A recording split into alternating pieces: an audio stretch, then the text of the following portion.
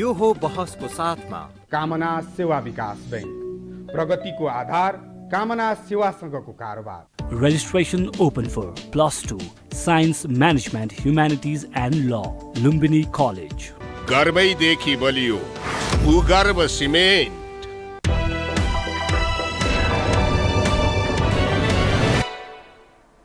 नमस्कार, यो बहसमा म यहाँहरूलाई हार्दिक स्वागत गर्दछु। जीवराम भण्डारी। आज यहाँहरू सामुन्ने उपस्थित हुनुहुन्छ सुकदेव भट्टराई। उहाँ पूर्व महालेखा परीक्षक हुनुहुन्छ, कार्यवाहक। उहाँसँग आज म समसामयिक विषय उठान गर्ने प्रयत्न गर्नेछु।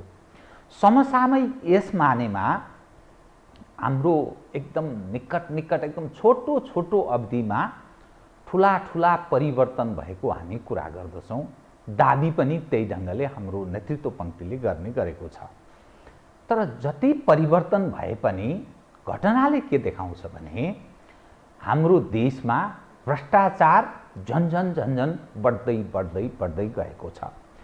ट्रान्सपरेन्सी इन्टरनेसनलको यो हालै सार्वजनिक भएको एउटा प्रतिवेदनले के देखायो भने नेपालले जम्मा 33 अङ्क पाएछ।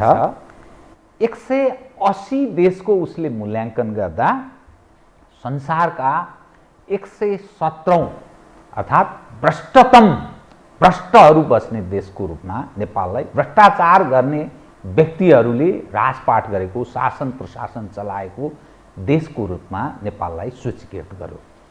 त परिवर्तन भयो भने के परिवर्तन भयो, यो एउटा मूल्याङ्कन, छलफल र बहसको विषय बन्नुपर्ने देखा परेको छ। विगतदेखि वर्तमानसम्म अलि लामो समयदेखि नै सुधार हुन सकेको छैन। भ्रष्टाचार निरन्तर जारी छ, बढोत्तरीमा छ। त्यसै गरी यसपटक राजस्व अनुसन्धानले एउटा कर छली सम्बन्धी प्रतिवेदन सार्वजनिक गरेको छ। यस अन्तर्गत झन्डै 63 अर्बको कर छली भएको त्यो हिम्मतका साथ उसले सार्वजनिक गर्यो। त यो देशमा यसरी बदमासी, बेइमानी, भ्रष्टाचार हुँदा त्यसलाई नियन्त्रण गर्नुपर्ने, कानुनी दायरामा ल्याउनुपर्ने सम्बन्धित निकाय त होलान्, तर किन गरिँदैन? अहम विषय यो छ। देशको कार्यपालिका, व्यवस्थापिका, न्यायपालिका यी यावत विषय उपर के गरेर बसेको होला? आज म सुकदेव भट्टराईसँग विश्लेषणात्मक र सूचनामूलक ढङ्गले विषयलाई उठान गराउने प्रयत्न गर्नेछु। सर्वप्रथम म उहाँलाई स्वागत गर्छु। सर, स्वागत छ। नमस्कार, धन्यवाद। बिहान यो चिसोमा पनि समय दिनुभयो, यसका लागि म बहुत कृतज्ञ छु। बहुत हिम्मतका साथ तपाईँ एउटा नेपाली समाजमा प्रयत्न गरिरहनु भएको छ। परिवर्तनका लागि आफ्नो जिम्मेवारीमा रहँदा पनि तपाईँले धेरै प्रयत्न गर्नुभयो। करछलीका विषय, एनसेलदेखि यति धेरै ठाउँका विषयहरूलाई तपाईँले निरन्तर त्यो जिम्मेवारी एउटा, अर्को दबाव सर्जकको भूमिका त्यो पनि निभाउनु भयो। म प्रारम्भ कहाँबाट गर्न चाहेँ भने ट्रान्सपरेन्सी इन्टरनेसनलको प्रतिवेदन। मूलत भ्रष्टाचारको जुन कुरा उठ्छ यसको जड के हो भन्ने तपाईँ ठान्नुहुन्छ र अनुभवले तपाईँलाई के सिकायो, के देख्नुभयो? तपाईँले विगतको लामो अनुभव र पछि एउटा सार्वजनिक जीवन व्यतीत गरिरहेको, एउटा स्वतन्त्र जीवन व्यतीत गरिरहेको व्यक्तिले कस्तो महसुस गर्यो? अब यसमा जुन मुलुकमा भएका अनियमितताजन्य, भ्रष्टाचारजन्य कामहरू चाहिँ नि भनौँ न, एउटा आर्थिक अनुशासनहीनता, एउटा मुलुकमा राज्यमा भएका कानुनहरूलाई चाहिँ एउटा जे जति मात्रामा परिपालना हुनुपर्थ्यो संविधान अनुसारका कानुनहरू, त्यो परिपालना नहुँदा अनि राज्य सत्तामा बस्ने पदाधिकारीहरू अब सार्वभौम सत्ता संसद भन्छ, संसदले चाहिँ नि सही किसिमले चाहिँ नि आफ्ना काम कारबाहीहरू एउटा भनौँ न पारदर्शी ढङ्गले संविधान सम्मत किसिमले काम गर्न नसक्दा र सरकारमा रहने जो पदाधिकारीहरू हुनुहुन्छ उहाँहरूले चाहिँ आफ्नो समयमा एउटा जुन भ्रष्टाचार त दुई किसिमको मानिन्छ सामान्यतया, ग्रान्ड करप्सन र पिटी करप्सन। पिटी करप्सन चाहिँ नि एउटा प्रशासनिक क्षेत्रमा हुने साना भ्रष्टाचार हो। यसलाई त अब वास्तवमा हुन त त्यो पनि हुनु भएन, त्यसलाई पनि निराकरण गरेर जानुपर्छ मुलुकले। त्योभन्दा हानिकारक त्यो चाहिँ नियन्त्रण गर्न सकिन्छ। त्योभन्दा हानिकारक चाहिँ ग्रान्ड करप्सन जुन राजनीतिक क्षेत्रमा हुने यो 4-5 वर्ष यता जुन सार्वजनिक भइरहेको छ नि, जुन अहिले यहाँले सुरुमै भन्नुभयो, एनसेल प्रकरणपछि यो खर्बौँको कर जुन छली थियो, यसपछि नै धेरै भ्रष्टाचारका प्रकरणहरू सार्वजनिक हुन थालेका छन् मुलुकमा। यथार्थ रूपमा भन्दा जुन जग्गाका कुराहरू उठ्यो, विभिन्न क्षेत्रका कुराहरू उठेको छ, यो ग्रान्ड करप्सनभित्र पर्छ। त्यसले गर्दा अहिले यतिखेर ट्रान्सपेरेन्सी इन्टरनेसनलले जुन यहाँले अहिले सन्दर्भ जोड्नुभयो, नेपालले चाहिँ नि जुन यो 6वटा विभिन्न क्षेत्रको स्कोरिङहरू गरेर फेरि त्यसलाई चाहिँ नि एभरेजमा लिन्छ। एभरेजमा लिँदा 33 अङ्क पायो, पोहोर पनि 33 अङ्क छ। 33 अङ्क पाएर 117औं मुलुकमा पऱ्यो भने अघिल्लो पटक चाहिँ नि 34 अङ्क पाएको थियो, त्यहाँबाट घटेको छ। त्योभन्दा 2 वर्ष अगाडि चाहिँ नि 32-32 पाएको छ। भनेपछि यसरी हेर्दाखेरि मुलुकमा जुन राज्य सञ्चालन गर्ने एउटा बागडोर हाँक्ने कार्यकारी प्रमुख र जुन मन्त्रीजीहरूले बारम्बार सुशासनका कुराहरू, एउटा जुन सम्माननीय राष्ट्रपतिज्यूले संसद समक्ष प्रस्तुत गर्ने नीति र कार्यक्रममा सुशासनका कुराहरू, मुलुकमा आर्थिक समृद्धिका कुराहरू उठाइन्छ भने, तर यो चाहिँ नि एउटा जे जति मात्रामा जनताले यसको अनुभूति गर्नु पाउनु पर्थ्यो त्यो नपाएको स्थिति चाहिँ नि विद्यमान चाहिँ नि रहेको छ। म अलिकति यो 22 प्रश्न होइन, पूर्वाग्रह जस्तो यसो लाग्न सक्छ कसैलाई, यसको अलिकति स्पष्ट पारिदिनुहोस् है त। विगतको पञ्चायत, तत्पश्चात 46 को राजनीतिक परिवर्तन र 62-63 पछिको छलाङ मारेको अहिलेको नेताहरूले भनेको भयानक ठुलो परिवर्तन भयो, यो त स्वर्ग जाने लिस्नु जस्तो हो यो सिस्टमलाई, त्यसो भन्छ नि अहिलेको नेतृत्व पङ्क्तिले, खास गरी सिंहदरबारको वरिपरि घुमेका मानिसहरूले। त्यो तुलना गर्दाखेरि यो 3 सिस्टममा ट्रान्सपरेन्सी इन्टरनेसनल जस्तै अलिक क्रेडिबल संस्थाहरू र तपाईँहरू जस्तो मानिसले मूल्याङ्कन गर्दा त्यो भ्रष्टाचारको अवस्था के पाउनुहुन्छ? किनभने विगत हामी यो अहिले चाँडोको अहिलेको पछिल्लो अवस्थाको त मूल्याङ्कन गर्छौँ, त्यो विगत र अहिलेसम्मको मूल्याङ्कन गरिदिनुहोस् त। अहिलेसँग मूल्याङ्कन गर्दा कस्तो देखिन्छ? यसलाई यसरी लिनु पर्ला, म एउटा भनौँ न एउटा राष्ट्रिय सेवक कर्मचारीकोबाट उठेको हुनाले मैले यही क्षेत्रको लागि अलिकति यो यहाँले 3 खण्ड भन्नुभयो त्यसलाई अलिकति जोड्न चाहेँ। किनभने राजनीतिक क्षेत्र मेरो आफ्नो नपरे हुनाले अब अहिले पछिल्लो दिन सुने जाने र विभिन्न मिडियाबाट थाहा पाएको कुरो हो।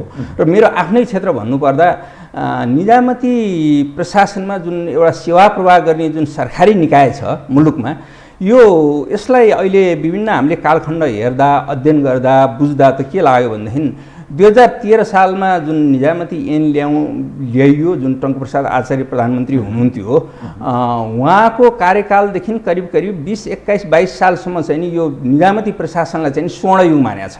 स्वर्णयुग मानेको छ किनभने त्यतिखेरका प्रशासकहरू असाध्यै राष्ट्रसेवक, असाध्यै राष्ट्रभक्ति र यो अनियमितता र जुन भ्रष्टाचारजन्य काममा त एकदमै न्यून मात्रामा सुन्छु मैले, त्यति पाउन्न। त्यसले गर्दा त्यसपछि आएर 32, 35, 36 सालसम्म नि असाध्यै राम्रो युग मानिएको छ निजामती प्रशासनमा।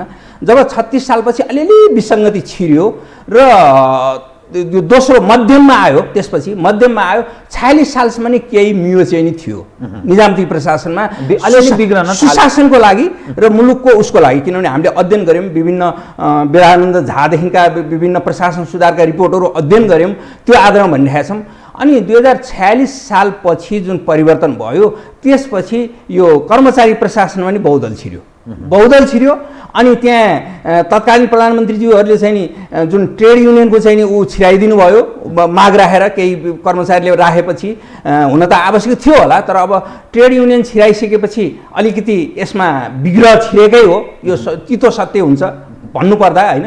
त्यसले गर्दाखेरि चाहिँ नि पछिल्लो समय जुन 46 सालपछि यसरी जाउँ 13 सालदेखि चाहिँ नि जुन 36 सालसम्म करिब चाहिँ नि त्यतिखेरका प्रशासकहरूले भनेको सुनेको हामीले अध्ययन गरेको हुन त हामीले भोग्या होइन, त्यसलाई स्वर्णयुगै मान्नुभएको छ। त्यसपछि 36 सालपछि 46 सालपछि मध्ये एउटा एभरेजमा लिएको छ, त्यो युग पनि नराम्रो होइन। किनभने अब हामी त 39-40 सालमा प्रवेश गऱ्यौँ, त्यतिखेर के थियो भने हामीले सेवा प्रवेश गर्दा मुलुकमा कसरी सुशासन ल्याउन सकिन्छ, कसरी यो भ्रष्टाचार निर्मूल हुन्छ भनेर हामीले चिन्ता लिन थालेका थियौँ।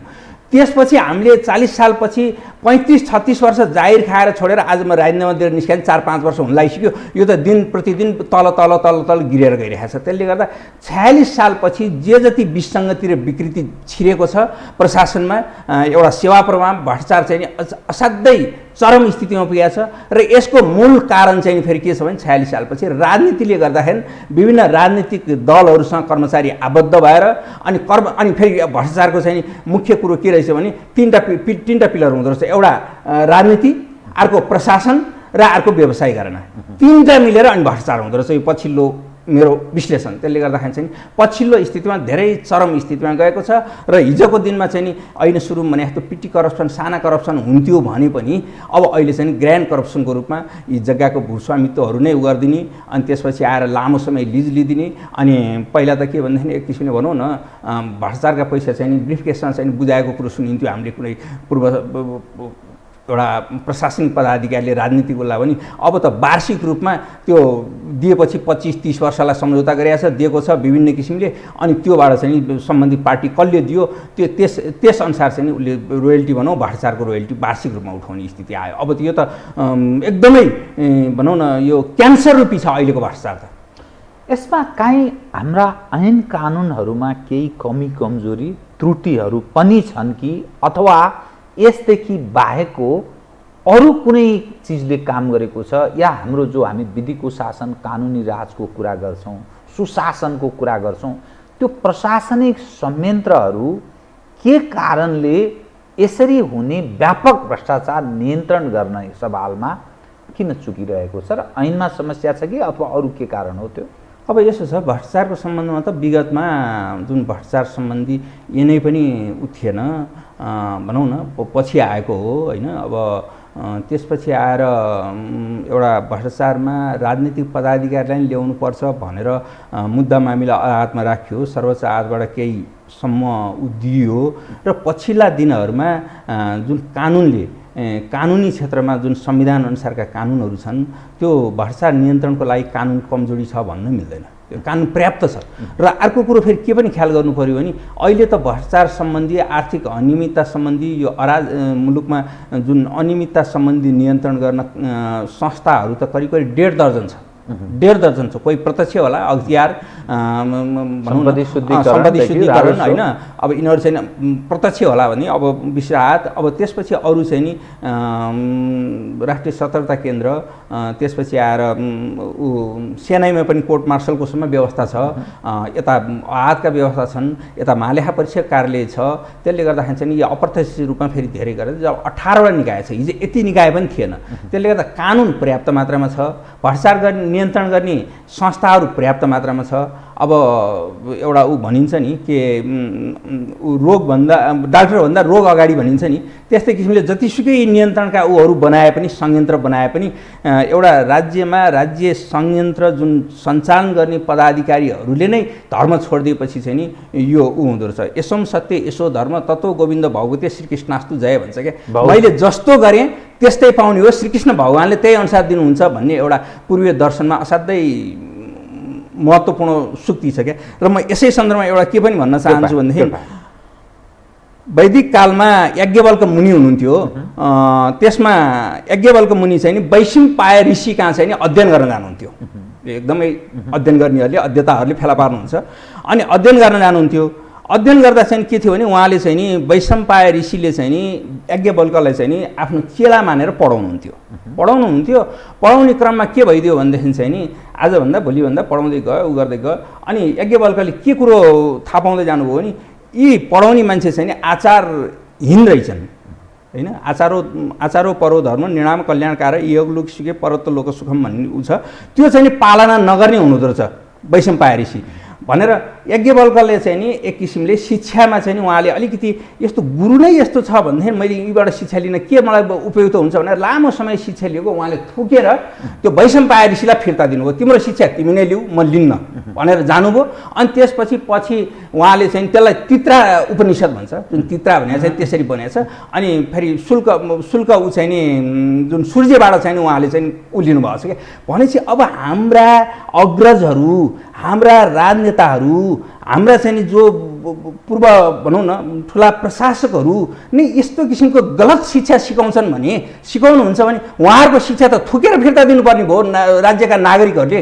त्यो कारणले मैले यो सन्दर्भ जोडेँ कि यस्तो गुरुहरू भएको कारणले जुन अग्रज हो नि त उहाँले त संविधानले मानेको संविधानले दिएको अग्रजहरूले यस्ता काम कारबाही गर्दा आज मुलुकमा यो हालत भएको हो नि त।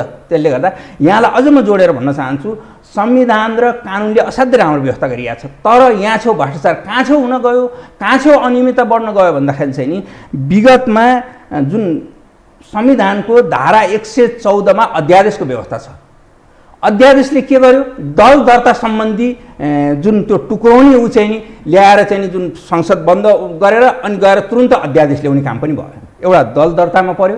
अर्को कहाँ पर्यो भनेदेखि चाहिँ यो संवैधानिक परिषदमा चाहिँ नि जुन संवैधानिक निकायहरू जुन मुलुकमा छन् 12-13वटा छन्, ती निकायहरूमा नियुक्ति गर्नको लागि चाहिँ एउटा संविधानले गरेको व्यवस्था, त्यहाँ प्रधानमन्त्रीज्यू, सर्वोच्च अदालतको प्रधान न्यायाधीश, यो उसको प्रतिनिधि सभाको अध्यक्ष, राष्ट्रिय सभाको अध्यक्ष अनि विपक्षी दलको नेता, त्यहाँ त्यसरी 6-7 जना चाहिँ नि संविधानले व्यवस्था गरेको छ। संवैधानिक परिषद, संविधान परिषद, त्यो भने असाध्यै शीर्ष ठाउँ, मुलुकले असाध्यै मान्नुपर्ने, संविधानले एउटा धरोहर ठानेको ठाउँ र सबैले मान्नुपर्ने एउटा जुन शीर्ष ऊहरू हुनुहुन्छ उहाँहरूबाट के भइदियो भने एउटा त्यसलाई विचलन गराउन चाहिँ नि अध्यादेश ल्याएर चाहिँ नि जुन काम कारवाही भयो र अनि आफ्नो गोजीबाट चाहिँ झिकेर नियुक्ति हुन थाल्यो। भनेपछि एउटा दल दर्ता, भागभण्डा, एउटा दल दर्ता, एउटा संवैधानिक नियुक्ति, असाध्यै घात भएको यो केही वर्ष मात्रै अगाडि भनौँ, धेरै टाढो छैन। भनेपछि यसरी माथिल्लो पदाधिकारीबाट हुँदा अनि विचलन कहाँ आयो भनेदेखि राजनैतिक क्षेत्रमा विचलन आयो।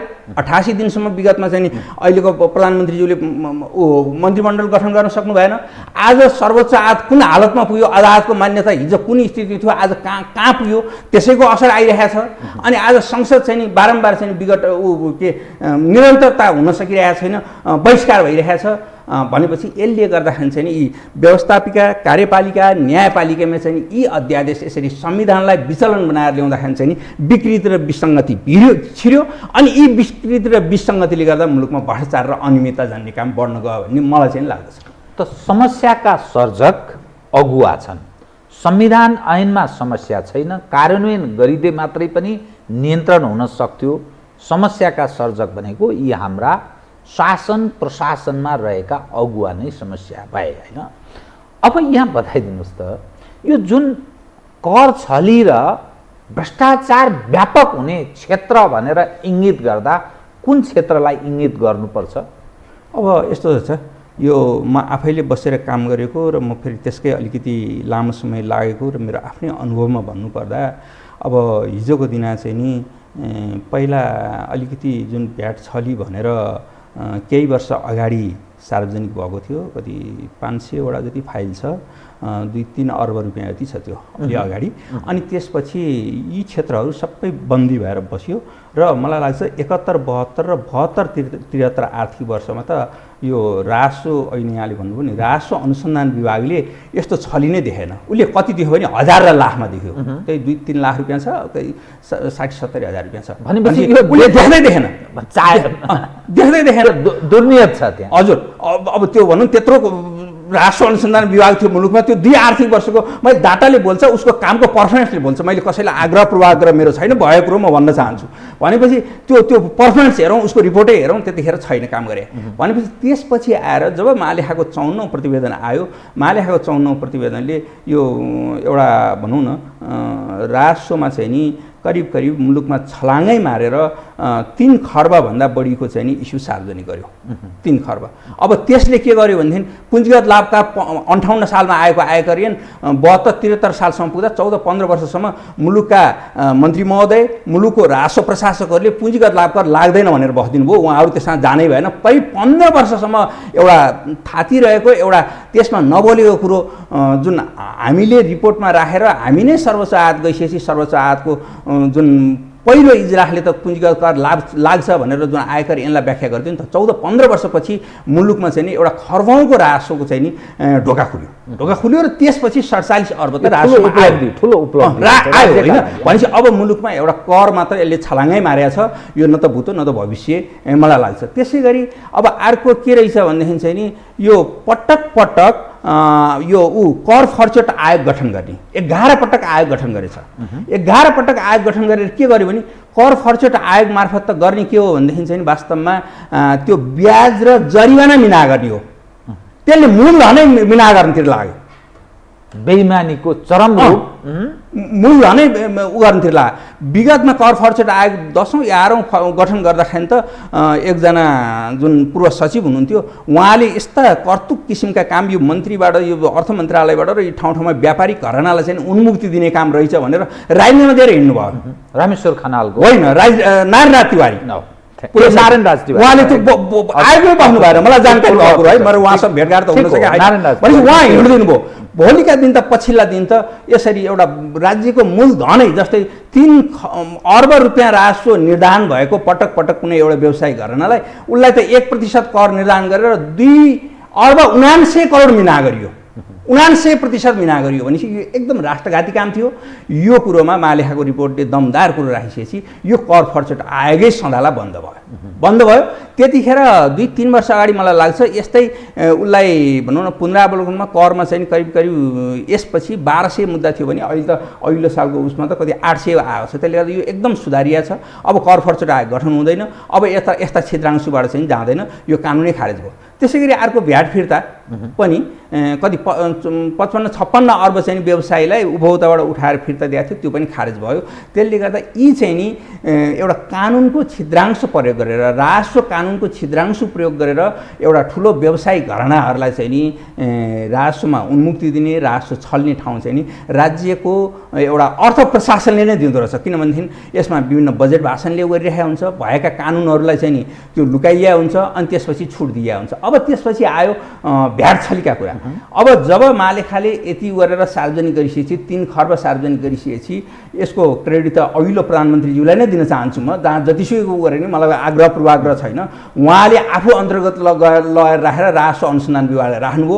राखेपछि त्यतिखेरका प्रमुखको सक्रियतामा चाहिँ नि करिब 63 अर्ब रुपियाँ अहिले केही दिन अगाडिको मात्रै अङ्क जस्तो मलाई लाग्छ 63 अर्ब रुपियाँ चाहिँ नि त्यसमा बिगो जरिवाना चाहिँ नि विश्व आत्मा र यो पुनरावेदन आत्मा र केही जिल्ला आत्मा नि जान्छ क्यारे गरेपछि यो 2-3 तिर गरेर 63 अर्ब रुपियाँ चाहिँ नि गरिएको छ। हिजो महालेखाको 54औं प्रतिवेदन आउनुभन्दा अगाडि हजार र लाखमा पर्फर्मेन्स निकाल्ने राजस्व अनुसन्धान विभागले एउटा प्रधानमन्त्रीज्यूको क्रियाशीलताले उहाँले चाहेर, तर अरू क्षेत्रमा त मैले भन्न चाहन्न यो भएको कुरो त हामीले बोलिदिनु पर्यो भनेपछि यो क्षेत्रमा 63 अर्ब त छली आयो नि त। त्यसले गर्दाखेरि चाहिँ नि अब अहिले भनौँ न यिनै कर छलिएको कुराले गर्दा उहाँ दोलखाको माझीहरू विभिन्न ठाउँका चाहिँ नि माझीहरूलाई चाहिँ लगाएर थुनेको, उसलाई चाहिँ नि ठुलो ऊहरू लगाइएको, उसको नागरिकता दुरुपयोग गरेको कुरा नि सार्वजनिक भइरहेको छ नि त। त्यसले गर्दा यी कुरा नि सुधार हुने र बिस्तारै फेरि अर्को कुरो के भइरहेको छ यही कर उसको कारणले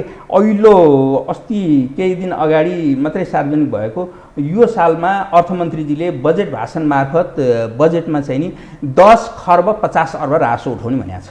भनेपछि करिब अहिले केही दिन अगाडि यो माघको पहिलो हप्ता 5.5 खर्ब रुपियाँ राजस्व उठ्यो। हुन त निर्यात बढी भयो, आयात बढी भएर त्यसमा भन्सार लगाएर भने त्यो मात्र सेक्टर होइन। यहाँ चाहिँ नि विभिन्न हिजो भएका यी कर छलीका कुराहरू पुँजीगत लाभ करको होस्, भ्याट फिर्ता खारेजी भयो त्यो होस्, अथवा कर फर्चेट आयोग गठन हुन्छ भन्ने व्यवसायहरू जुन छली गर्ने मान्यताको व्यवसायहरू त लुकेर बस्नुहुन्थ्यो र पछि गएर त्यो आयोग गठन गरिदिन्थ्यो गर्थे मन्त्रीजीले, अनि त्यो आयोगमा गएर निवेदन हालेर मिनालिन्थ्यो नि, त्यो भयो। त्यसपछि यसरी चाहिँ नि कर रकम बढाए पनि छ एकातिर, अर्कोतिर यो उसकै भ्याटमै चाहिँ के भयो भनेदेखि यो उसले सार्वजनिक गरेको छ बानेश्वर र पुतली सडकले 25-25.5 अर्ब चाहिँ नि यो भ्याट बक्यौता भन्ने छ। अब महालेखाको प्रतिवेदन अनुसार त राजस्व बक्यौता अहिले कति भने 2 खर्ब 15 अर्ब छ। अहिले पछिल्लो प्रतिवेदनले अघिल्लो सालभन्दा 17-18 अर्ब बढ्न गएको छ त्यो बक्यौता।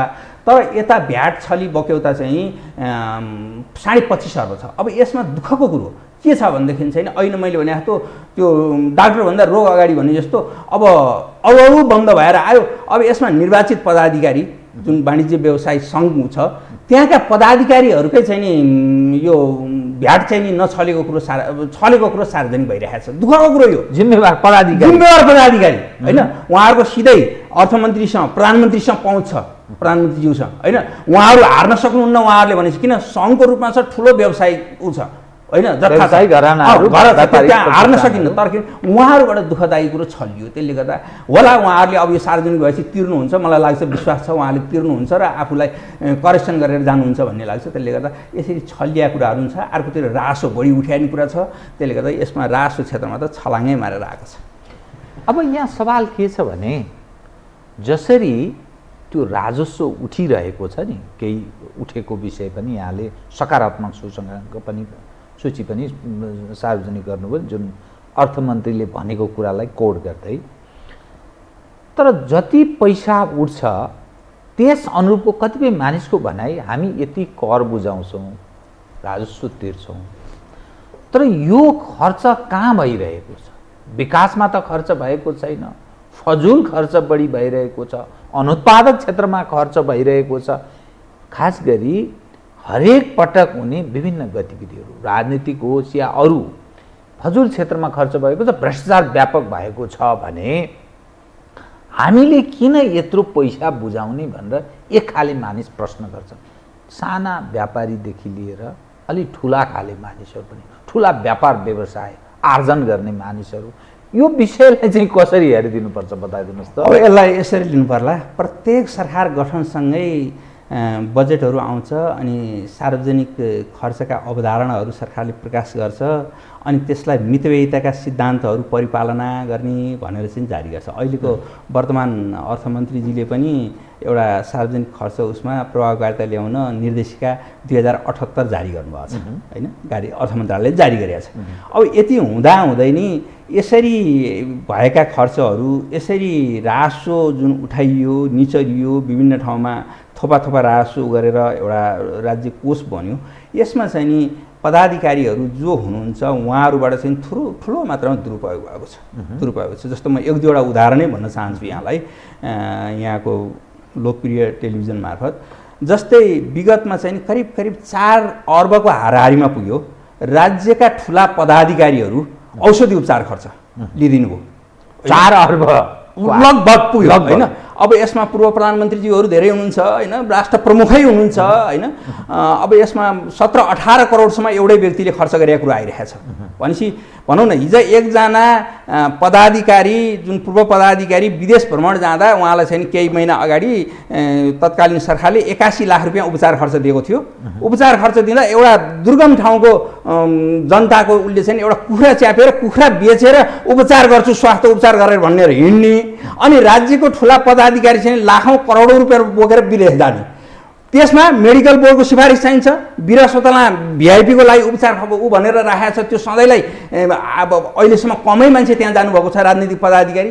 त्यसले गर्दा उहाँहरूको यसमा मनोमानी छ, उहाँहरूको यसमा आर्थिक सहायता जुन एउटा औषधि उपचारको मापदण्डभन्दा बाहिर गएर खर्च गरिदिनु भएको छ, यो दुःखदायी कुरो छ, एक नम्बर कुरो होइन, ब्रह्मलुट भनौँ। त्यसै गरी अर्को प्रधानमन्त्री रोजगार कार्यक्रमको नाउँमा कार्यक्रममा ल्याइदिनु भयो, त्यो अघिल्लो सालसम्म 14 अर्ब खर्च भएको छ। एउटा सामान्य घाँस ओखन लिएर सामान्य काममा चाहिँ झाडु बडाहरूको काममा यो नगरपालिकाहरूले खर्च गरिरहेको छ।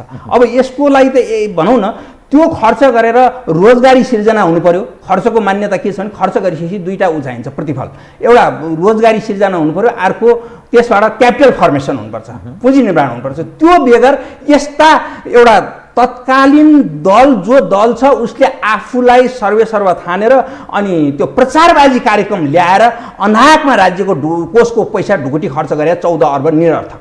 त्यसै गरी केही समय अगाडि, 1 दशक अगाडि युवा स्वरोजगार कोष भनेर 7 अर्ब खर्च गरिएको छ। त्यसको हिसाब किताब त महालेखाले म आफै पनि लागेको थिएँ, उहाँले पुरा दिन सक्नु भएन, पार्सियल्ली दिनुभयो र त्यसको हिसाब किताबै राम्रोसँग हुन सकेको छैन। उहाँ अहिले ठुला कुरा गर्नुहुन्छ, त्यो ल्याउने जुन राजनेता हुनुहुन्छ असाध्यै ठुला कुरा गर्नुहुन्छ, मुलुकमा ल भ्रष्टाचारमा सबैभन्दा मेरो अगाडि सम्पत्ति छानबिन गर्नु पर्यो भन्नुहुन्छ, तर उहाँले त्यस्ता कार्यक्रम ल्याएर मुलुकलाई चाहिँ घात गर्नुभयो, त्यो पनि राजनैतिक दलसँग आबद्ध थियो। भनेपछि अहिलेको सरकारले पनि यतिखेर चाहिँ कोरोना पीडित रोजगारी गुमाएकालाई भनेर चाहिँ प्रति परिवार प्रति व्यक्तिलाई चाहिँ 10,000 का दरले कार्यक्रम ल्याएको छ। यो चुनावमुखी कार्यक्रम ल्याइदिएर अनि राज्य कोषको पैसा अपव्यय गरिएको छ। भनेपछि यसले गर्दा यस्ता किसिमका काम कारबाही हुने र अब अलिकति म यहाँले भन्नु खोजे म विषयमै प्रवेश गरेर भन्न चाहन्छु। स्थानीय निकाय अन्तर्गत अघिल्लो साल जुन महालेखाले प्रतिवेदन सार्वजनिक गर्यो त्यसमा के छ भनेदेखि चाहिँ 4 पर्व खर्च भनेर 28 वटा स्थानीय निकायका पदाधिकारीहरूले चाहिँ 1 करोड 43 लाख लिनुभएको छ। त्यसै गरी पोसाकमा चाहिँ नि जुन नियम कानुनभन्दा बाहिर गएर 47 वटा स्थानीय निकायले 1 करोड 90 लाख रुपियाँ लिनुभयो। त्यसै गरी 93 वटा स्थानीय तहले कानुन विपरीत सुविधा 5 करोड 98 लाख लिनुभयो। त्यसै गरी अर्को भत्ता 147वटा स्थानीय निकायहरूले चाहिँ नि 4 करोड 68 लाख रुपियाँ लिनुभयो। त्यसै गरी 131वटा स्थानीय निकायले चाहिँ नि स्वकीय सचिव नियम विपरीत राखेर 9 करोड स्वकीय सचिवका सुविधा र विभिन्न सुविधाहरू 9 करोड 29 लाख खर्च गरियो। त्यसै गरी 471वटा चाहिँ नि स्थानीय निकायले एउटा औचित्यहीन खर्च भनेर चाहिँ नि 1 अर्ब 31 करोड दियो। यो मैले केही प्रतिनिधिमूलक उदाहरण भने भनेपछि यो स्थानीय तहमा अहिले यहाँले भन्नु नि भ्रष्टाचार यसरी अनियमितता र आर्थिक मितव्यय जुन पालना गर्नुपर्ने सरकारको उसलाई राजस्व सम्बन्धी पैसा लगाएर यसरी दुरुपयोग गरिएको छ। अब यो यता अर्थ मन्त्रालय एक किसिमले कुर्लिएको छ, उता यसरी स्थानीय निकायले चाहिँ नि बढी गरिरहेको छ। अब प्रदेशमा हेर्न सबैभन्दा दुःखदायी कुरो के भयो भने प्रदेशमा अब अहिले के भने कुनै पनि सरकारी कार्यविभाग नियमावली प्रशासकीय कार्यविभाग नियमावलीले के गर्छ भनेदेखि पनि कुनै पनि मन्त्रालयहरू गठन गर्दाखेरि चाहिँ त्यसको आधार औचित्य पुष्टि सङ्गठनको ओएनएम भन्ने कुराहरू हुन्छ कि यी मान्यता एउटा यो नेपालमा होइन अन्तर्राष्ट्रिय छ। अब अहिले दिल्लीमा चाहिँ 7वटा प्रदेश मन्त्रालय भए पुग्ने बागमती प्रदेशमा 14वटा बनाइदिनु भयो मुख्यमन्त्रीजीले। उहाँले आफ्नो निजी पैसा घरको पैसा ल्याएर गरिरहनु भयो जस्तो छ।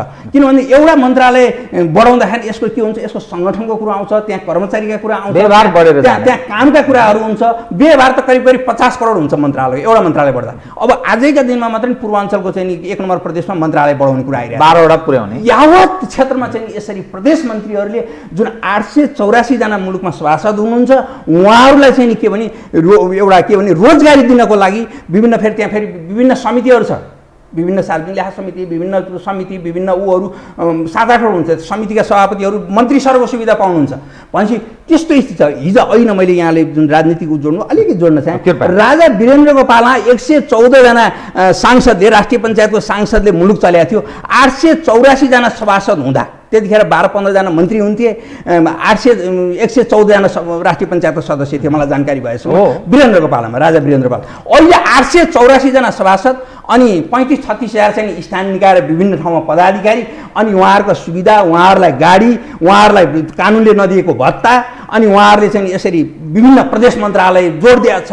बढाइदिएको छ आफ्ना मान्छेलाई काम दिनलाई। अनेक सन्तुलित विकास भनेको छ। सन्तुलित विकास के को विकास? 1 नम्बर प्रदेशमा अघिल्लो साल जाउँ, 1 नम्बर प्रदेशमा चाहिँ नि त्यहाँका सांसदजीहरूले चाहिँ नि 30% कमिसन चाहियो भन्ने कुरो चाहिँ नि मिडियामै सार्वजनिक भयो। भनेपछि खुलायाम कर्णाली प्रदेशमा खुलायाम कमिसनका कुरा आइरहेछ। ठेक्कापट्टामा दोहोरो रकम लगिरहनु भएको छ उहाँहरूले। भनेपछि यसरी प्रदेश यहाँ अहिले केन्द्रमा त प्रतिनिधि सभामा यो सांसदको जुन खर्च रोक्यो, सांसदलाई दिने जुन निर्वाचन क्षेत्र, अरू प्रदेशमा बढाएर दिइरहेछ कतिपय ठाउँमा। भनेपछि यो एउटा राज्यको ढुकुटीको यहाँले भन्नुभएको राजस्व जुन जनताले तिरेको, व्यवसायले तिरेको एउटा दुःख किसिमले आफूले गरेर एउटा तिरेको पैसा चाहिँ सदुपयोग नभएको अवस्था चाहिँ यो हामीले विभिन्न महालेखाको रिपोर्ट होस् अथवा अख्तियारले चाहिँ गरेका अख्तियारले पनि सार्वजनिक गर्यो। अघिल्लो साल 24 अर्ब रुपियाँ मोबिलाइजेसन पेसी चाहिँ फर्चुट नभएको र 1800 ठेक्का चाहिँ म्याद थपको स्थितिमा भन्ने छ। अब यो ठेक्काको म्याद थप के हुन्छ भने त्यहाँ प्राविधिक कार्यालय हुन्छ, आयोजना हुन्छ, आयोजनाले चाहिँ त्यसको तलको त्यो कुन स्थितिमा ठेक्का छ त्यो म्याद थप्नुको कारण के हो, त्यो प्राविधिक रूपमा पुष्टि हुनुपर्छ, त्यसका आधारहरू चाहिन्छ। भनेपछि अब एकै रूपमा होलसेल रूपमा मन्त्री परिषदमा 1800 ठेक्काको म्याद थपियो भनेपछि निर्माण व्यवसाय मुलुकमा कति हाबी त भनेपछि त्यहाँ काम नै आफ्नो हातमा भयो क्या। भनेपछि यसलाई सहयोग कसले गर्यो भनेदेखि जुन राजनीतिक जुन कार्यकारी प्रमुखहरू हुनुहुन्छ उहाँहरू चाहिँ नि एउटा भनौँ न निकममा बन्नुभएको छ। मुलुक ऐतिहाले भनौँ नि कानुन नभएको होइन, कानुन छ तर कानुन अनुसार आयोजना प्रमुखहरूले त्यो ठेक्का हेरेर त्यसमा चाहिँ नि एउटा यो हो होइन त्यसलाई हर्जना लगाउनुपर्छ कि जरिवाना लगाउनुपर्छ कि त्यो म्याद ठिक छ छैन थप्नु। म्याद थप्नु भने त त्यहाँ म्यादमा थपिँदैन नि, त्यो कस्ट टाइम ओभररन भन्छ, कस्ट ओभररन भन्छ क्या, लागत बढ्न जान्छ। भनेपछि अब त्यहाँ परामर्शदाताका कुराहरू आउँछ भोलि होइन। त्यसले गर्दाखेरि चाहिँ यसरी अनियमितता जन्ने काम त यति भइरहेछ कि यो लेखाजोखा गरेर साध्य नै छैन। यो हेऱ्यो भने त के जोगी बनेर हिँड्यो हुन्छ भन्ने जस्तो स्थिति हुन्छ। त सरकार 3 खाले भन्छ नि अहिलेको यो पछिल्लो छलाङ मारेको यो परिवर्तन भन्छन्। स्थानीय सरकार छ, स्थानीयको तपाईँले अघि लाजमर्दो यो कन्तबिजोग रहेछ। प्रदेश एउटा बिचौलियाको जस्तो गरेर मन्त्रालय मन्त्रीहरू गरेर खान्छ। अब केन्द्रको यो अभिगत छ। अब सवाल के रह्यो भने यो समस्या सिस्टमको हो कि यो नेतृत्वको हो कि अथवा कुन त्यस्तो चिज छ जहाँ जे गर्यो जता गयो राज्यको दोहन छ, ब्रह्मलुट छ र नियन्त्रण हुन सक्ने सम्भावना झन्झन छैन, झन्झन बिग्रदै बिग्रदै बिग्रदै गएको छ। कुनै पनि जस्तो मानिलिनुहोस् एउटा क्यान्सर रोग लाग्यो भने त्यसको मेजर सर्जरी हुनुपर्छ, अन्यथा मान्छे मर्छ भनेर भन्छ नि त। औषधि के हुन सक्छ यसको? अब मैले अहिले सुरुमा भने नि वैशम्पाय ऋषि र याज्ञवल्क्य मुनि गएर नि याज्ञवल्क्य मुनि पढ्न जानुभयो, गुरुले चाहिँ नि त्यस्तो भएपछि त्यो थुकेर तिम्रो विद्या मलाई चाहिँदैन भन्नुभयो नि। हाम्रा राजनेताहरू जनताले थुक्न लागेको स्थितिमा आइसक्यो, किनभने उहाँहरूको कुनै पनि छैन। आफ्नो दललाई हेर्ने, आफ्नो उसलाई उ गर्ने, माथि लग्नु पर्ने। अब भनौँ न यतिखेर संसद चाहिँ नि चल्या छैन, संसद चल्न दिया छैन। केही दिन अगाडि चाहिँ त्यहाँको संसदको खर्चहरू ल्याएर सार्वजनिक गरेका थियो उसले, मिडियाले 59 करोड रुपियाँ चाहिँ नि उहाँहरूले तलब भत्ता लिनुभएको छ। संसद नचले अवधिको त्यहाँ छ क्या, उहाँहरू त्यो त्याग्न सक्नुहुन्न। किन त्यो त्याग्न सक्नु पऱ्यो नि त संसद नचलेपछि, होइन? आफ्नो धर्मले दिँदैन नि त त्यो लिनलाई भनेपछि 59 अर्ब राज्य कोषको चाहिँ त्यहाँ दुरुपयोग भइरहेको छ।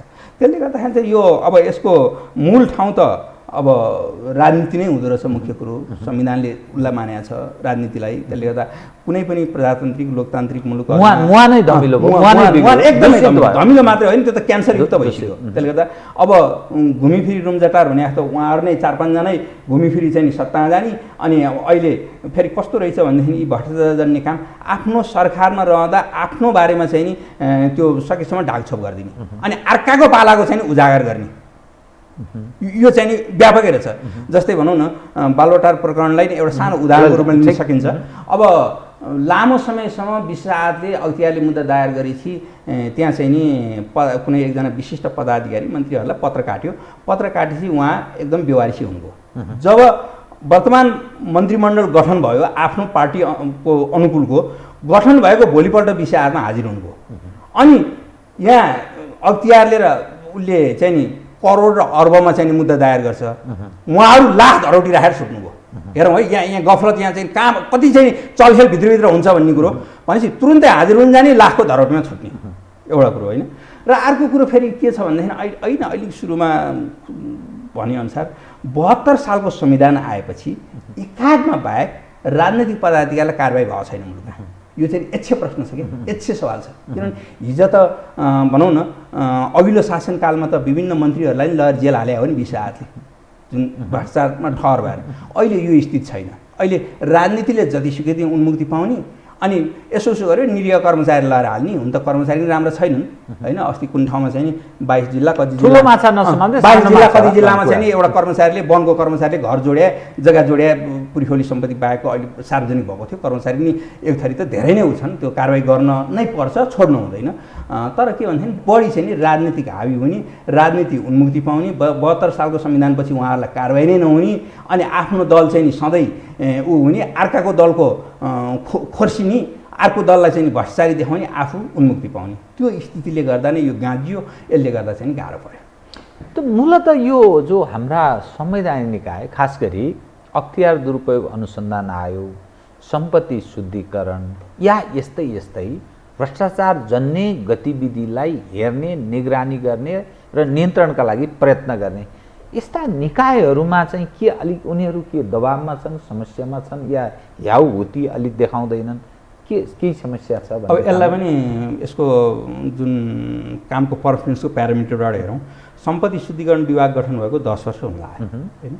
अघिल्लो सालसम्म त 68वटा मुद्दा थियो, अहिले साल कति 4-5 वटा थपिया छ एक वर्ष यता, र अस्ति मात्र सार्वजनिक गरेको थियो 6 महिना यता एउटा मुद्दा भनेको छ। भनेपछि अब सम्पत्ति शुद्धिकरण विभागमा चाहिँ हुन्छन् सहसचिव स्तरको नेतृत्व, अनि त्यहाँ अब 40-50 जना कर्मचारी होलान्। अनि यता सम्पत्ति कसको छान्नु पर्यो भने राज्यका यत्रा अकुत कमाएको व्यक्तिहरूको छान्नु पर्यो। जस्तै अब अहिले आयकर ऐनको दफाई चाहिँ अहिलेको सरकारले चाहिँ नि संसदमा अध्यादेश मार्फत बजेट मार्फत चाहिँ तोर बजेट निकाल्दाखेरि चाहिँ 80 सालसम्म जुनसुकै क्षेत्र कालो धन ल्याएर लगानी गरेर खोजी नगर्ने भनेको छ।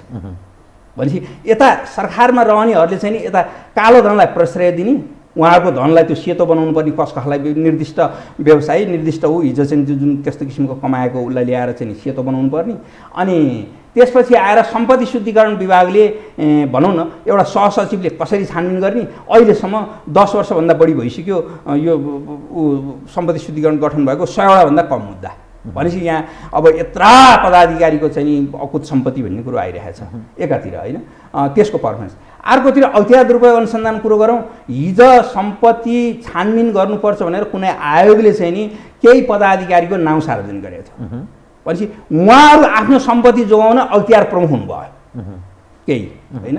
एकजना आयुक्त त भ्रष्टाचारको हबै बनाउनु भएको रहेछ, पैसा उठाउनु भएको रहेछ, त्यो ज्यादै नै जगजाहेर भयो मिडियामा, त्यो छँदैछ।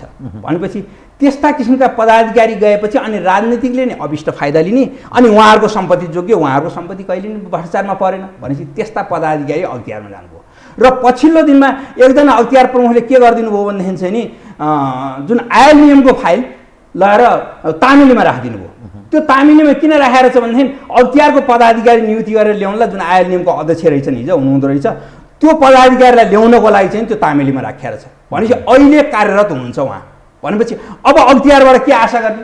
अब अख्तियारले अहिलेका दिनमा त के गर्छ भनेदेखि चाहिँ नि राजनीतिक क्षेत्रको त अब जुन दलबाट नियुक्ति, अहिले मैले गोजीबाट भनेर संवैधानिक परिषदै चाहिँ एउटा अध्यादेशले विचलनमा ल्यायो भनेपछि अब त्यो एक किसिमले गोजीबाट आएको नाउँ छ, अनि उहाँहरूले चाहिँ त्यहाँ कारबाही गर्न सक्नुहुन्न र एक अख्तियारको जुन प्रमुखले त अहिले अख्तियारकोले त कस्तो काम गरिरहेको छ भने यो ऊ छ नि शैक्षिक योग्यता प्रमाणपत्र र यस्ता भ्रष्टाचारको सङ्ख्या बढाइदिने, अनि त्यसपछि उनीहरू फेरि अर्कोतिर के भइदियो भने अदालतमा जुन स्टिङ अपरेसन भन्ने थियो नि, स्टिङ अपरेसन भन्ने यो 600-700 मुद्दा थियो, यो चाहिँ रङ्गी हात समाएको विगतमा, रङ्गी हात समाएकोलाई अदालतले के फैसला गरिदियो भने यो भ्रष्टाचारजन्य होइन है, यो त फसाइएको भन्यो। सबका सब त फसाइएको होइन नि, जुन अदालतबाट आइसक्यो निर्णय त्यसलाई हामी शिरोधार गरौँ मानौँ, तर के भने आफ्नै कर्मचारी नै परेर छन् त्यहाँ, त्यसले गर्दाखेरि चाहिँ उन्मुक्ति दिनको लागि त्यो आफ्ना कारणले आफ्ना मान्छे जोगाउनको लागि त्यो 600-700 मुद्दै सबै खत्म भयो। भनेपछि अख्तियारको जुन अलिकति नङ्ग्रा थियो नि, हिजो अनुचित कार्य थियो, अनुचित कार्य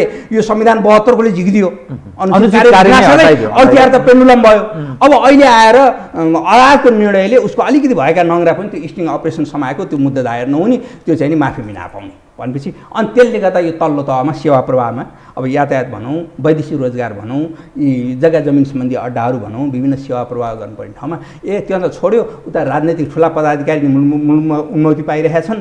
हामीलाई के कसले गर्छ भने त्यो अलिक बदमास धारणा भएका कर्मचारीको चाहिँ मनोबल बढेर अनि भ्रष्टाचार चाहिँ बढिरहेको छ।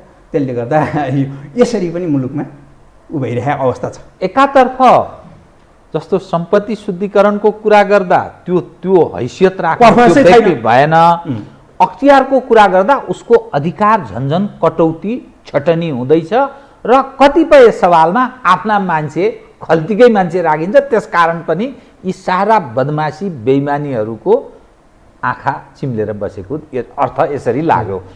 अब यसको अर्थ त राज्यको त ब्रह्मलुट जो दोहन भन्छ नि, राज्य दोहन यत्र तत्र सर्वत्र रहेछ, सबैतिर ब्रह्मलुट छ। अब यो त अर्को ठाउँमा प्रवेश गर्नु, यो चाहिँ आम दर्शकलाई, यो त आम नेपालीले बुझ्नुपर्ने विषय भयो। यो त केही गरेर सुधार हुन सक्ने छाँटकाँटी देखिएन नि त। किनभने भोलि मानिलिनुहोस् अब यसपछि केही समयपछि त चुनाव हुन्छ, 72 को संविधान अनुसार त्यो आवधिक निर्वाचन भोलिको 5 वर्षपछि हुने चुनावमा फेरि पनि यही पक्ष आउँछ अनि मिलिजुलीमै जान्छ। यो त निरन्तर प्रक्रिया हुने भयो होइन? होइन, मिलिजुली त अहिले पनि छ नि, राजनीतिक निरन्तर मिलिजुली, त्यसलाई निरन्तरता। एनसेलमा मिलिजुली नै हो, उहाँहरू कोही यसमा उच्चारण गर्न चाहनुहुन्न। वाइड बडीमा मिलिजुली नै हो, मिलिजुली नै हो, किनभने संसदीय समितिले दिएको रिपोर्टै कार्यान्वयन भएन होइन। त्यसले गर्दा यो त मिलिजुलीमै गइरहेछ। र अब फेरि यो भ्रष्टाचार हुनमा के रहेछ भनेदेखि राजनीतिक दलले सिधै त्यो कतिपय ठुला ग्रान्ड करप्सनमा त उसको सहभागिता रहन्छ गर्छ, तर कतिपय स्थितिमा के छ भनेदेखि यो हाम्रो पूर्व प्रशासक कर्मचारीहरू हुनुहुन्छ नि, उहाँहरूले नै सिकाउनु भएको छ। किनभनेदेखि खाने ठाउँ यहाँ छ, कतिपय ठाउँमा म एउटै ऊ भनिदिन्छु, अब अहिले एमसिसीकै यत्र विरोधाभास आइरहेको छ, विभिन्न कुराहरू उठिरहेको छ, यसमा दुई धार बनाएको छ। हिजो राष्ट्रिय योजना आयोग जस्ता सम्मानित उसमा बस्ने विभिन्न पदाधिकारी हुनुहुन्छ नि विभिन्न ठाउँमा, त्यो विभिन्न अब माननीय हुनुहुन्छ, उहाँ हुनुहुन्थ्यो हिजो, उहाँहरू आज कुन कुन ठाउँमा काम गरिरहनु भएको छ तपाईँले त्यसको फेरिस्त लिएर हेर्नुहोस् त। यो देशको हितको लागि कतिजनाले गर्नुभएको छ, अहितको लागि कतिजनाले गर्नुभएको छ, विदेशी स्वार्थको लागि कतिजना गरिरहनु भएको छ। अब त्यहाँबाट विभिन्न ठाउँमा जाँदा त त्यो बढी फी आउने, कन्सल्टेन्सी फी भनेर होइन। त्यसले गर्दा एकातिर त्यो स्थिति छ, एकातिर त्यो फेरिस्त लिएर हेर्नुपर्छ, लेखाजोखा बनोस् भन्छु म त, बृहत रूपमा हेरिनुपर्छ पूर्व ठुला प्रशासकहरू एकातिर। अर्कोतिर मन्त्रीजीहरूले आफू मन्त्री भएपछि तुरुन्त आफू अन्तर्गतका सचिव हेर्नुहुन्छ हेर्नुहोस् है। विगतमा मैले त केही ठाउँमा यो सार्वजनिक गरिरहेको छु, स्वास्थ्य मन्त्रालय अन्तर्गत विगतमा 27 महिनामा 7 जना सचिव फेर्नुभयो। स्वास्थ्यका राजनीतिक पदाधिकारी फेरिन्छ किन? फेरिन्छ त त्यहाँ आफ्नो मनोरथ पुरा गर्नु पर्यो, त्यहाँ खरिद गरिन्छ, त्यहाँ कमिसनका कुरा आउँछ, कुरो त त्यही त प्रशासन भएन, त्यो एसम्यानको रूपमा रूपान्तरण प्रशासनै छैन किनभने नत्र भनौँ न अब स्वास्थ्यकै ओम्नी प्रकरणमा जाँदाखेरि त अलिकति ओम्नी प्रकरणमा जुन स्वास्थ्य मन्त्रीजीले आफ्नो सल्लाहकार जो ल्याएर राख्नुभयो नि व्यक्तिगत राजनीतिक क्षेत्रबाट ल्याएर राख्नु, उहाँको उसमा खरिद युनिट गठन गर्नुभयो, जबकि स्वास्थ्य सचिव छन् स्वास्थ्य सेवा महानिर्देशनालय खरिद गर्नको लागि। भनेपछि त्यसरी राजनीतिक पदाधिकारीलाई किन दिइयो त्यो खरिद युनिट हो? त्यो कानुन त त्यो अवैध छ, त्यसले गर्दा ओम्नी प्रकरण जन्मिया त त्यस्ता कारणले हो नि। भनेपछि यसरी चाहिँ उ भइरहेछ। अर्कोतिर जुन मन्त्रीजीहरू हुनुहुन्छ, अहिले मैले भने नि त्यसै गरी एउटा सार्वजनिक निर्माण मन्त्रालयमा एकजना मन्त्रीजी 18 महिना बस्नुभएछ, उहाँले 4 जना सचिव फेरिदिनु भयो। भनेपछि उहाँहरूले यो फेर्नुभएको साँच्चीकै विज्ञता खोज्नुभएको, साँच्चीकै त्यो ठाउँको एउटा नियम कानुनलाई चाहिँ नि कार्यान्वयन ल्याउन, कार्यदक्षता अगाडि बढाउनु हो त? यो कुरो अनुभूति गर्न पाइएन क्या। भनेपछि पटक पटक उहाँबाट फेरिने सम्बन्धित क्षेत्रका, जस्तै वन मन्त्री छन् भने वनमा सल्लाहकार राजनीतिक क्षेत्र स्वकीय सचिव विभिन्न राखिन्छ नि, त्यो राख्नुभन्दा वनको डिजी, हिजोको पूर्व डिजी जुन वनका विज्ञ ल्याएर राखिदिउँ त, अनि वनमा काम हुन्छ कि हुँदैन? त्यसरी सडकका डिजी ल्याएर राखिदिउँ त, हिजोका कुनै त्यो क्षेत्रको क्या त्यही क्षेत्रमा काम गरे पूर्व जुन सचिव महानिर्देशकलाई ल्याएर त्यो मन्त्रीले सल्लाहकार बनाउनु त। अब यहाँ त विभिन्न आफ्ना क्षेत्र हिजो चुनावी उसमा बोकेर हिँड्या मान्छेलाई ल्याएर मन्त्री सरको के सचिव सरको सुविधा दिएर राखेको छ, अनि चाहिने नचाहिने सुविधाहरू दिएको छ, अनि त्यसपछि विकृति र विसङ्गति भ्रष्टाचार जन्य काम त यहाँ त उहाँका स्वकीय सचिवबाट छिरिरहेको छ। अब मन्त्रालयमा जाँदाखेरि चाहिँ त्यो मन्त्रालयमा उहाँ लोकसेवा चाहिँ पटक पटक उहाँ सचिव हुनलाई 6-7 चोटि पास हुनुपर्छ, त्यत्रा कानुनी परिधि पास गरेर आएको मान्छे चाहिँ नि त्यो कुर्सी हटाइन्छ, स्वकीय सचिव भोलिपल्ट आएर यसरी घुमेर बस्छन्। भनेपछि त्यसले गर्दा यो जम्मै राजनीतिक अतिक्रमण बढी भयो क्या मुलुकमा। त्यसले गर्दा नि अनि प्रशासनले काम गर्न पाएन, प्रशासन निकममा भयो, अनि केही कर्मचारी बचे खुचेका पनि भ्रष्टाचार जन्ने काममा लाग्ने स्थिति आयो। पापको घडा भरिँदैछ, हजुर, फुट्ने छ एक दिन। हजुर, हामीले यहाँभन्दा केही भन्न सकिने, गर्न सकिने। हजुर, जनता जनार्दन भन्छन्। तपाईँसँग म अरू थप कुरा गर्न चाहन्थेँ, समय बडा बलवान छ। यतिसम्म साथ दियो समयले, कार्यक्रममा आइदिनु भयो, बहुत कृतज्ञ छु। यत्रो योगेश्वर यत्रो कृष्ण पार्थो धनुज तत्र श्री विजय भूति ध्रुवा नीति निर्माण भन्छ क्या। जे जति यो उ गर्नुपर्छ, सुधार गर्नुपर्छ भने कृष्ण भगवान्ले भने जस्तो यो धनुधारी ऊ चाहिँ नि लिएर चाहिँ नि त्यसलाई सुधारको लागि चाहिँ नि नीतिमा जो बस्नुहुन्छ उहाँहरूले नीति नै त्यो यो गीताको अन्तिम श्लोक हो, यसलाई पालना गर्यो भने चाहिँ सजिलो हुन्छ, सम्भव हुन्छ यसको निराकरण र औषधि। यति भन्दै यो टेलिभिजनले मलाई यो बोल्ने मौका दिएकोमा धन्यवाद सहित नमस्कार। आदरणीय दर्शकवृन्द, उहाँ हुनुहुन्थ्यो सुखदेव भट्टराई, पूर्व महालेखा परीक्षक कार्यवाहक। समसामयिक विषय देशमा भ्रष्टाचार के कारणले भएको छ, त्यसको मूल सर्जक को हो र समस्या कहाँ छ, त्यसको पहिचान गर्ने प्रयत्न गर्ने, आम दर्शकलाई सुसूचित गराउने हामीले प्रयत्न गऱ्यौँ। म सहित मेरो सम्पूर्ण युनिटलाई कार्यक्रमबाट बिदा दिनुहोस्, तर यो टेलिभिजन हेर्दै रहनुहोला। नमस्कार।